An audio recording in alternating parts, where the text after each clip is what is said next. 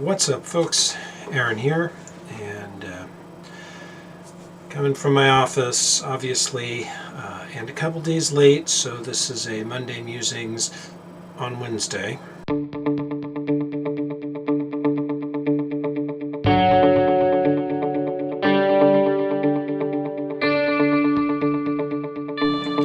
Cheers, folks.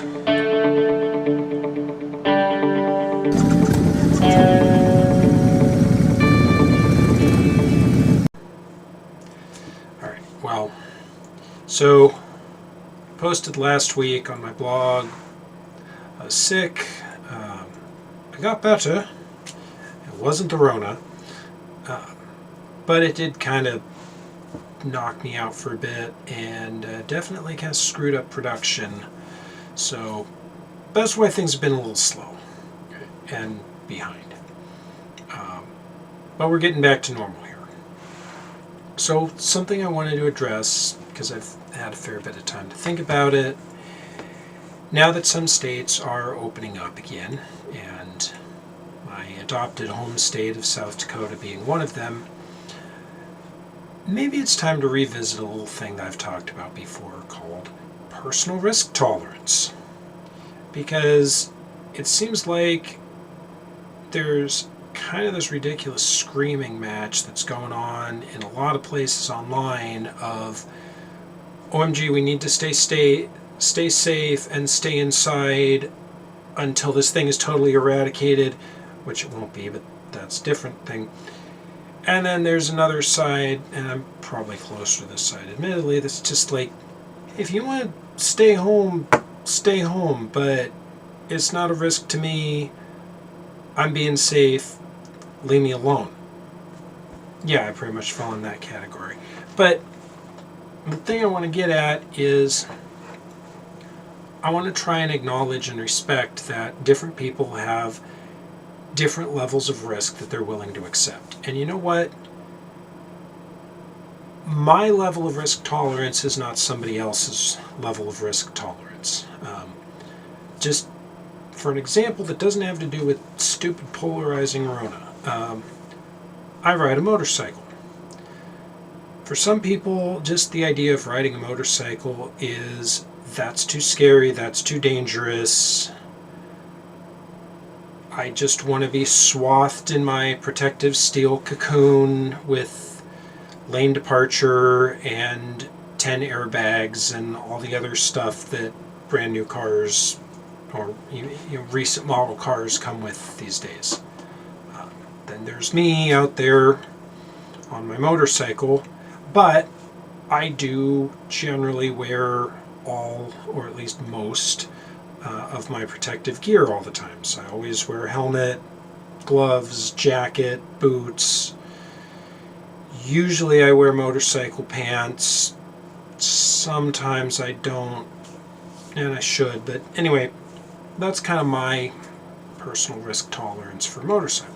I've got friends who, they ride their motorcycles in jeans and a t-shirt and no helmet because they want to feel the wind through their hair. And I'm not willing to accept that level of risk. They are. I'm not going to nag them and be like, you should be wearing a helmet. Like, that's their personal choice. Leave them alone.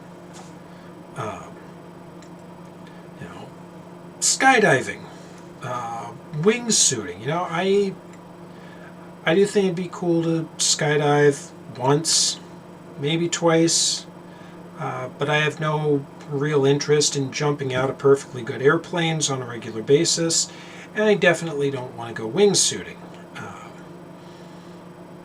But there are people who do that. They consider the excitement of rocketing through the air like a flying squirrel to be worth the risk of splattering onto a mountain face and having that be the end of it. Risk tolerance. Different people, different levels of risk that they're willing to accept. The same thing with Rona, okay? I'm willing to accept that going out to a restaurant maybe puts me at a slightly higher level of risk than staying home. Statistically, it mostly comes out in the wash, but let's say for the moment, for the sake of argument, that going to a restaurant does in fact put me at a slightly higher risk category. Fine. I accept the risk. Leave me alone.